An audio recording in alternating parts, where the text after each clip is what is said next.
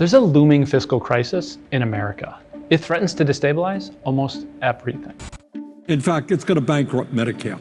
Over a drug so revolutionary that it could solve a generation's worth of health problems. They're seeing a positive side effect of those weight loss drugs like Ozempic and Wegovy, and that's a diminished craving for alcohol. We're now learning they may have cardiovascular benefits, maybe mental health benefits, and now the latest is anti-cancer benefits. Let me show you something interesting. These are $50 bills.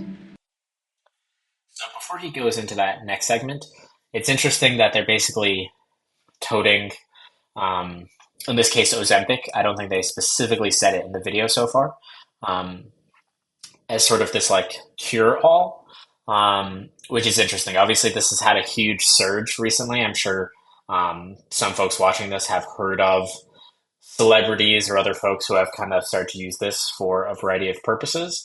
And this video is about to start highlighting some of the downsides, presumably, at least monetarily. So interested to see where this goes. Here's how much a month of Ozempic cost in the UK. And here's how much it cost in Denmark, where Novo Nordisk, the company behind it all, is headquartered. Now here's how much that same list price is in America.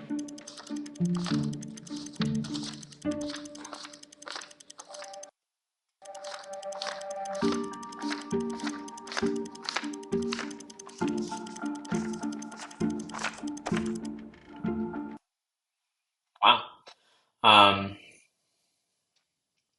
So I'm gonna move that for a second. So I think you can probably see that there.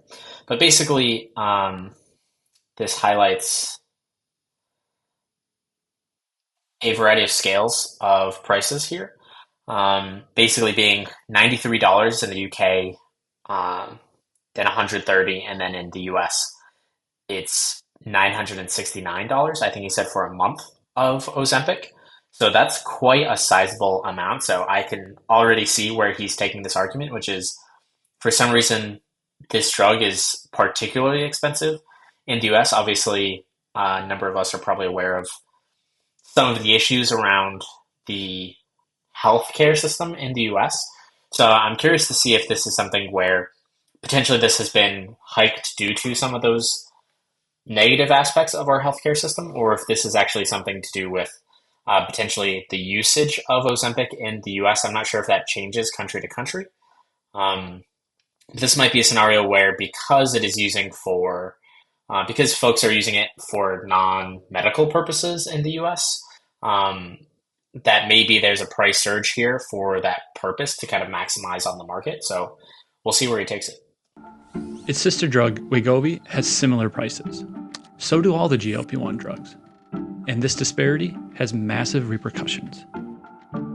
If half of the adults in our country with obesity took Wegovy and the other new weight loss drugs, it would cost us $411 billion every year. That is... Wow, that is quite a bit that they are highlighting here. This is an interesting take. Overall, I actually haven't heard as much about this fiscal aspect of Ozempic or one of these drugs that seems to be taking over at this point in time. And that's quite a bit, especially as they highlight here, they're kind of already referencing prescription drug spending in this other category that seems to be a fraction, apparently less than 50 billion, whereas some of these drugs are over 400 billion. So that's quite the discrepancy that seems to exist here, and potentially highlighting maybe this negative aspect of capitalism where potentially where the desire exists for these medications for this purpose are that there's a premium that is added to that drug in order to kind of serve the supply and demand in the market. $5 billion more than what Americans spend. Oh, so actually that chart was not fully settled here. So that actually went for about 400 billion. I think he said 405 billion for this new drug spending. So still quite large, not as large as what it just appeared a moment ago. On all prescription drugs at the pharmacy counter in 2022. The company behind this revolution is called Novo Nordisk. And this year, Novo became more valuable than the entire economy of its home country. We spoke to politicians, drug pricing experts, and policy advocates to understand who is currently benefiting from this revolution and who's paying the price. We found a story of a miracle drug, its eye-watering price tag, and the unlikely alliance trying to make it accessible for all Americans. Our office has never questioned the effectiveness of these drugs. We're simply questioning what we're having to pay for them. That's Dale Falwell. He's the state treasurer of North Carolina. He oversees North Carolina's public employee health plan, which covers almost 750,000 firefighters, teachers, and public servants. Our state health plan is under siege because of the high cost of these weight loss drugs. In 2021, 2,800 North Carolina public employees were prescribed GLP-1 drugs for weight loss. And then the drugs went viral. Ozempic and Wegovy. Popular weight loss drug, Wegovy. We were looking at potentially spending $170 million on this weight loss drug for about 25,000 users. So I think it's really important for your viewers to think about the context of what $170 million is. Earlier this year, North Carolina gave 250,000 public retirees a one-time 4% bonus. The cost was roughly the same. In my tenure as the state treasurer of North Carolina, I've never seen something come on this strong and this quickly in terms of the expense. North Carolina's crisis, it's a gold mine for Novo Nordisk. They have a patent or a legal monopoly on the drug. And being the only company that can sell a revolutionary drug turned Novo from an afterthought into a global titan. Just look at these numbers. 10 years back, it had $4 billion in profit. Last year, over $12 billion. Since launch, Novo has sold nearly $38 billion worth of the drugs, which has helped fund the same amount in dividends and stock buybacks for shareholders. It's estimated that last year, 2.6%. I'm a little curious on how those numbers aligned. I'm fairly certain they just said that the company who has the patent on it has made about $38 billion in revenue on them, but then had also just previously highlighted, I think that was like $405 billion for these new drugs. Obviously, that was a larger category. So potentially this is a aggregation of a variety of these products. But certainly that one company seemed to, I think they had Ozempic and Wegovy, which they just highlighted as some of the big proponents of this. So unsure how that data kind of aligns here. Maybe they'll address that in the future. Of the profits of this drug for Novo Nordisk came from our state health plan, not from our state health plan specifically. Falwell tried to negotiate with Novo and the state's pharmacy benefit manager around the price of the drugs. When you're trying to negotiate with someone who is consistently putting profits over patients, you can see how those negotiations can break down very quickly. And so the NC State Health Board made a tough decision. North Carolina is dropping its coverage for a popular diabetes and weight loss medication. We think that all states are under siege because of what I will call price gouging. This is not something that I think is particular to the state of North Carolina. So I've been Yeah, so he seems to be covering that right there. So basically that does seem to be highlighting the fact that at least his understanding is that the prices are so high in the US market, specifically due to kind of that capitalistic aspect, which is they're trying to hike the price as much as humanly possible in order to maximize profits here, whereas in some of those other countries, that isn't currently the case. It's a bit tough on how they just stated that they basically dropped support for these drugs, because obviously, while they're touted as a big weight loss drug, they obviously have other purposes. I think they were originally for diabetes. And so I'm unsure how this actually negatively impacts folks who were the initial target market for these drugs, like diabetics and folks who are struggling with that, and how their health coverage actually supports them and their needs while trying to kind of combat these companies and their price gouging, as he described. Maybe they'll be taking it there next. Doing this kind of costing work for a decade, and unfortunately, 40,000 profit margins seem extreme, but they're not uncommon for patent medicines. That's Melissa Barber. Wow. 40,000% profit margins? That's quite high. I think standardly, when you think of most businesses, and especially for like brick and mortar businesses, I think a lot of the time you're looking for certainly a good markup on your goods and what your services are that you have there. I think classically the target that most businesses have are about uh, trying to have their breakdown of basically a split of about 4 to 5x the cost of the goods that are sold in order to basically make that margin. So about 4 to 5x or 400 to 500 percent basically margin on those goods in order to sell to support other aspects. So again, I'm not sure what they were using for this aspect. Maybe this was purely just the manufacturing of that drug or a particular segment of that drug. Oftentimes you have this because when you're thinking about the good itself, usually there's a lot of other stuff that is incorporated into it. I'm not sure how these prices change for like a pharmaceutical company because again, in a brick and mortar scenario, you'd be discussing or thinking about the retail space, maybe shipments, employees, advertising, that type of classic portion of it. And so for a pharmaceutical company, you're obviously going to have a lot of those same standard prices, but as well as R&D efforts. So not every drug that they make is necessarily going to be successful or be widely adopted in the market. And so usually you're going to be having a good margin on it, but that was certainly exorbitant. I would say that's obviously well above what's necessary if you're going to that high of a margin, but we'll see how they start thinking about this. This does seem to be more of a discussion on potentially our healthcare system than necessarily these companies, because I don't think Ozempic is the only company kind of partaking in this. I believe this has happened to a variety of drugs over the course of time in our current healthcare system in the US.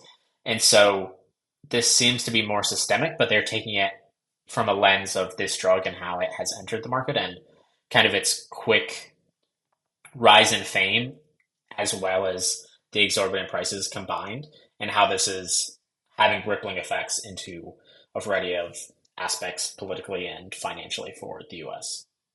She's a health economist at Yale University and an expert on how much it costs to manufacture pharmaceutical drugs. Earlier this year, she published a paper with Doctors Without Borders. Her paper estimated how much it would cost to manufacture various diabetes medicines with a reasonable profit margin. The estimated cost for semaglutide, which you might know as Ozempic, is 89 cents per month.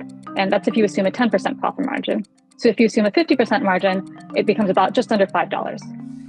Just a reminder, the list price for Americans isn't $5 or even $50. It's about $1,000. So when we think about what a fair price for medicine is, the manufacturing cost isn't the only thing to take into account, but it's certainly a key part of the discussion.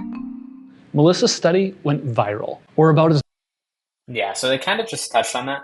But they did kind of oversimplify that aspect because, again, manufacturing is the very last leg of the race on this. Pharmaceutical companies are, again, trying to develop multiple drugs at the same time, and they have their own employees to work with, and then they also have clinical trials that they might have paid for, etc. So I'm not sure how large that margin is. So I think the margin in how it references here, it'd be interesting if they had shared kind of what the average markup was or the average margin for pharmaceutical companies. Obviously, that individual was taking it from a stance of a moral lens and how they believe it should be priced, which, to be clear, I do agree with. I think hopefully there is more regulation in this space because I do think those folks who are in need and in tough times and actually need this medication for a variety of purposes, even if it is weight loss, which could be scenario that maybe could help somebody avoid having diabetes or maybe other worse health outcomes. And so I do think it is a space that should be intervened in. Obviously, like there's almost no reason for any company to be able to work and get like I think 40,000% margin on their goods, especially in a case like this, like healthcare, where in some cases this might be the difference between an individual and whether they live or die. And so obviously that individual is going to be vulnerable to pricing, and it's going to be a tough decision that I think, unfortunately, too many Americans have to make today of whether they're going to get the medicine that helps make them better or hold on to the money that they might need for their other living expenses, and how they kind of make these trade-offs for the short term versus long term. So I do hope that there is more being done to correct this, but I would also be interested to see if they do kind of more of a market research lens of what are the averages for this, maybe what's the average for that company. And obviously this one is exorbitant, but what would have been a fair price, quote unquote, for them? Because again, I think they highlighted something much smaller than what it's actually being sold in the UK or even where it's originally manufactured. So clearly those prices are not in line with what they would realistically do even outside of America. So it seems like an unfair comparison to kind of use these prices that nobody potentially in the world is getting for these drugs. But obviously still magnitudes far away from where they are. So hopefully that still doesn't hurt the message overall, but I do think they seem to be taking it too far to an extreme in this case. As viral as an academic study on generic manufacturing can go. In March, researchers at Yale found that blockbuster diabetes drug Ozempic can be manufactured for under $5 for a month's supply. And that's with the company still making a profit. I think it's also worth saying that this work is not exactly popular by industry. Shortly after her study was published, Novo's CEO, Lars Jorgensen, addressed her study. I'm actually quite disturbed by a number like that, because I don't think that's a true representation of what it costs to produce medicine. I think it brings false hopes to patients that anyone can produce at that price. But here's the thing. Melissa's research isn't just some wild guess. Sanofi, one of the largest insulin manufacturers, told Congress that its production cost is $1.42 per vial. Melissa's previous work had estimated it between $1.16 and about $5. And it gets more interesting. Just a few months ago, a rival pharmaceutical company. So this might be a situation where past performance does not indicate future performance. And so because they were right in this one example doesn't mean that they are 100% accurate here. I know as part of my day-to-day work, I'm giving a variety of estimates on a variety of topics. And so I'm not going to be right 100% of the time. Nobody is going to be right 100% of the time. So they seem to be using this to try to add weight to this estimate, which I think is fair to back it up of what are her credentials and why would we believe this estimate at all. But I'm sure most folks would probably agree if they are selling it for a tenth of the price in the UK that they are selling it in the US, then obviously there's a sizable margin there. I don't think anyone can argue with that. And then obviously there's profits on top of it. So clearly it must cost them far less than $90. And I would assume very reasonably it's probably less than $45 for a month supply.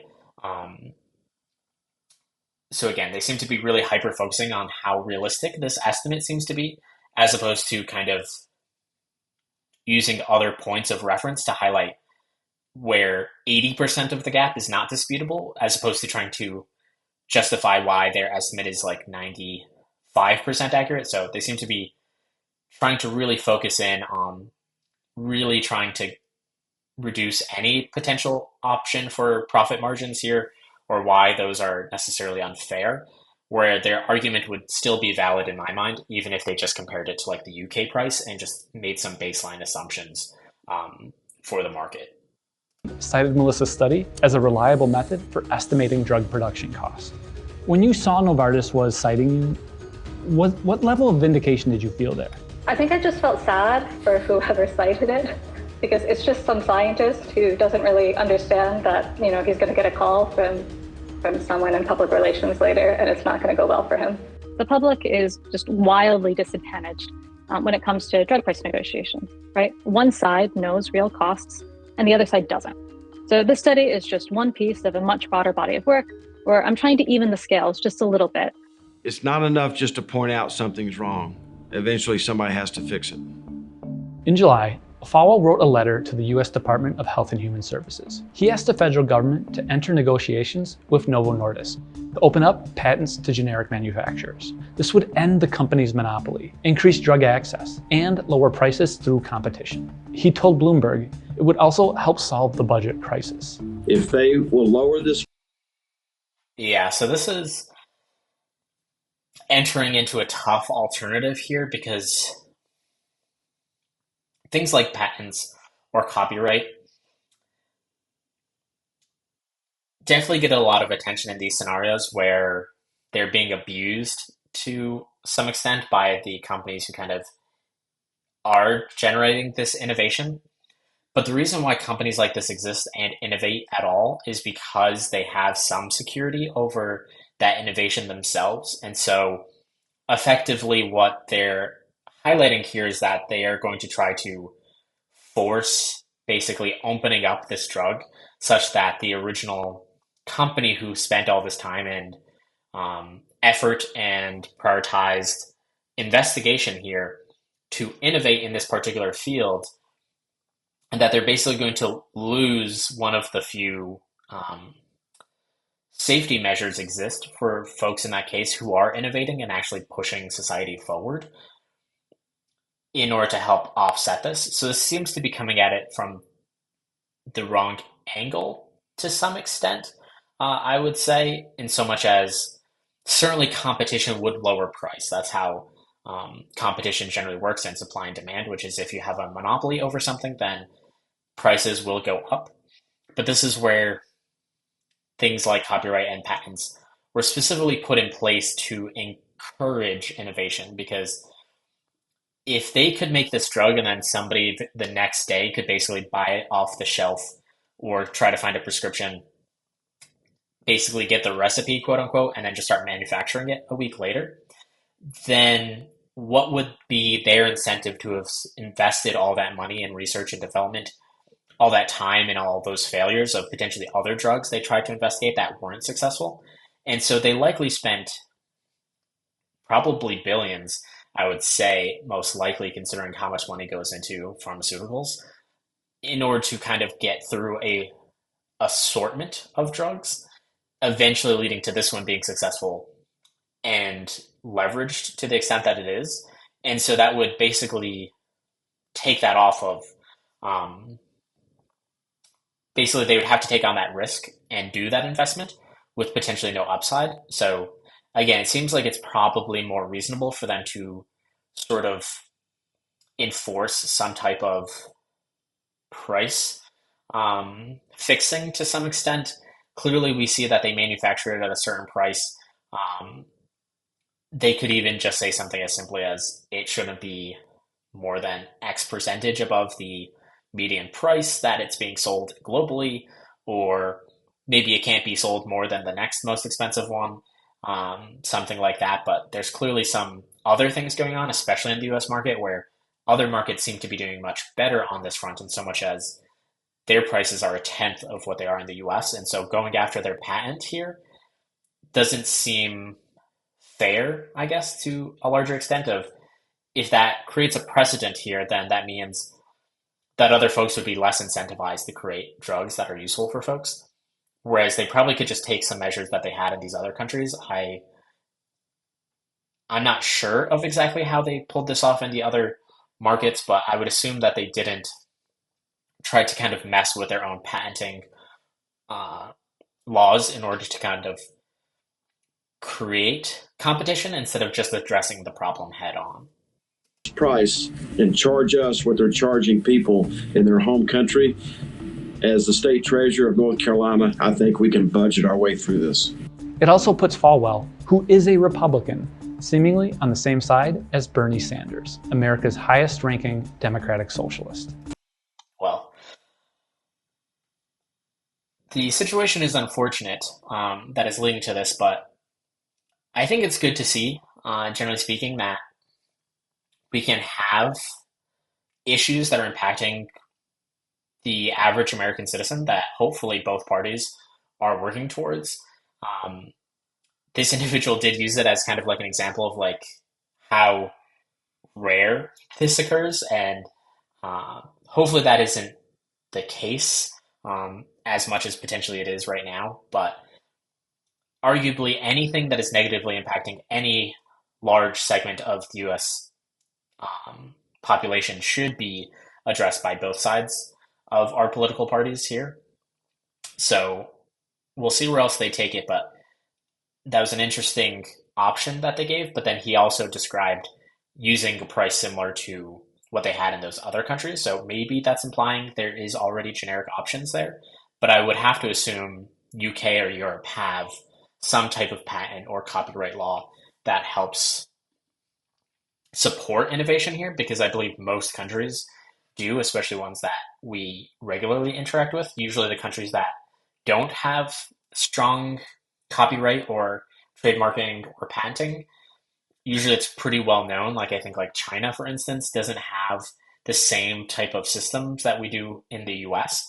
And so that's generally something that you know from interacting with those markets or how those markets behave. Whereas I believe Europe operates more similarly to US in regards to patents. The American people, in my view, no matter what your political view may be, are sick and tired of being ripped off by drug companies and paying the highest prices in the world for prescription drugs, including Ozempic. Are you sure you're not a socialist here? Well, I'm absolutely sure I'm not a socialist. As I said to Senator Sanders, we've lost the meaning of these words. I think I'm doing the conservative thing, and that is in trying to figure out how to get more out of less. Yeah, so I guess classic politician here, but I do think it is good to see that folks are trying to tackle these things, and it effectively boils down to some type of wordplay here for him, where it is conservative in order to try to get less out of, get more out of less, which is effectively what Bernie Sanders is trying to do. So these are varying degrees of kind of how we try to distance ourselves from other views, and I guess slightly disappointing in so much as he couldn't admit that this is a socialist aspect, or he couldn't admit that it could be both conservative and socialist at the same time. There's nothing saying that these political views or these ideologies are mutually exclusive. And so things that are good for people and for the US population can fall under a variety of political views and sentiments. So I'm glad he's doing the good work here. But I do wish politicians in general were able to kind of have this more inclusive stance where individuals and policies are complex and they can be more than one thing at a time. So I wouldn't exactly describe this as a radical or a bold proposal, although I was glad to see it. He's essentially asking that the federal government ask these companies very, very nicely to pretty please license out their intellectual property so we can increase global supply and lower costs. The government can ask, but the manufacturer still has the right to refuse. The government does have more tools in its toolbox. Our government, the president, federal agencies, under existing law, have the power to authorize affordable generic competition at any time with expensive patented products. That's Peter Marmaduke. He's the director of Public Citizens Access. Yeah, so that's an interesting option there. So kind of in reference to how these patents work, I think they were originally made for, again, a variety of purposes. So that would also include like microwaves or a new type of pen. And this is definitely an interesting case where there's kind of this intersection of health and the well-being of people and capitalism. And so these patent laws were meant to encourage innovation because the idea was this would lead to more growth for the United States and presumably any country who has laws like this, in order to help push them forward and actually promote growth and promote entrepreneurship, but that it also has this negative aspect where where's the line being drawn between things that are kind of necessary for human beings to live or a basic necessity for them and general goods that exist out in the world. And so it sounds like the government has some authority to, I'm sure they had authority the entire time. They could probably just give themselves authority to adjust these laws if they hadn't already. But it seems like there is already potentially precedent in this case to kind of do more than ask nicely.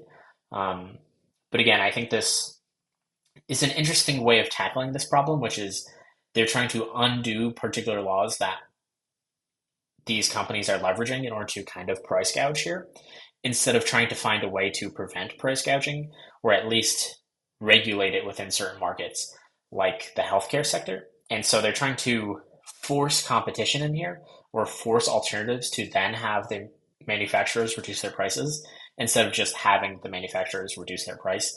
Seems to be a roundabout way of doing it. To Medicines Group. There's a simple provision of law that we call Section 1498. When the government wants to use a patent invention to support public purposes, the rights of the patent holder are to a reasonable royalty. Right now, those public purposes are pretty dire. Right now, there's a huge risk that the influx of these medicines is going to break the bank of our federal and state health programs, and they'll no longer be able to pay for all the health services that our families need. So if Novo or its competitor like Eli Lilly refuses to license the patent to generic competitors, it doesn't matter. The government can open up the patent while paying them a royalty. There's no question that the government can use patented inventions for its own purposes, and it does so all the time for defense technologies, for things like night vision goggles. But the thing is, even the threat of action could be enough to lower the price, because it's been done before. Another day of germ warfare and still no sign the worst case of bioterrorism in this country is close to being solved. One company, Bayer, held a patent on the treatment, and the government was looking to stockpile it. Bayer both didn't have the supply and was charging way too much. So the government said, we're considering using 1498. And sometimes the history is miswritten. I've seen it miswritten in articles before. They say they invoked 1498. They never even had to use the power. They just said, we've been thinking about it. And that was enough to kind of halve the price. But there's also other options. The really low-hanging fruit is just negotiating a better price, something that until very recently, Medicare was legally not allowed to do. Yeah, so this seems to be a thing where they seem to have just gotten to that point, which is like, just negotiate a better price. Like it seems to be a roundabout way of threatening companies that you will basically force their patent to become effectively reduced and that you'll pay them royalties for it. When again, you could just give yourself the authority to negotiate the price instead of going through these hoops in order to kind of get to your end goal. That's the main reason why Ozempic costs thousands of dollars in America, but a fraction abroad. Governments in nearly every other rich country negotiate prices with pharmaceutical companies. Why not America? The administration that pressured Bayer into lowering the cost of anthrax medication also made it illegal for Medicare to negotiate drug prices. We made a video about it. You should check it out. That's interesting. That could be a fun video to watch in the future. If you're interested in me reacting to that video, feel free to add a comment and I'll look into it. But the Biden administration reversed that a bit, thanks to the Democrats' Inflation Reduction Act. Each year, Medicare can negotiate the price of a handful of drugs, but there are some restrictions. The drugs need to be on the market for 7 years, and wouldn't you know it, the FDA approved Ozempic in December 2017, making it eligible for the next round of negotiations. So again, I think that what I lose sleep about is that the situation is so dire and political pressure is so high. The issue is that political pressure has to dissipate somehow. The question is it going to dissipate meaningfully? Are you going to be able to go to the pharmacy and afford your drug? I have always thanked Novo Nordisk for being an employer and taxpayer in our community. And I've never questioned the efficacy of these drugs. I'm simply questioning what those that teach, protect, and serve are having to pay for them. It's not time to be pointing fingers at anyone. It's time to actually try to solve the problem. Thanks for watching. If you liked what you saw, please like and subscribe. And if you have ideas for future things we should cover, put them in the comments. What he said. If you liked what you saw, please hit like or subscribe, and I'll see you around.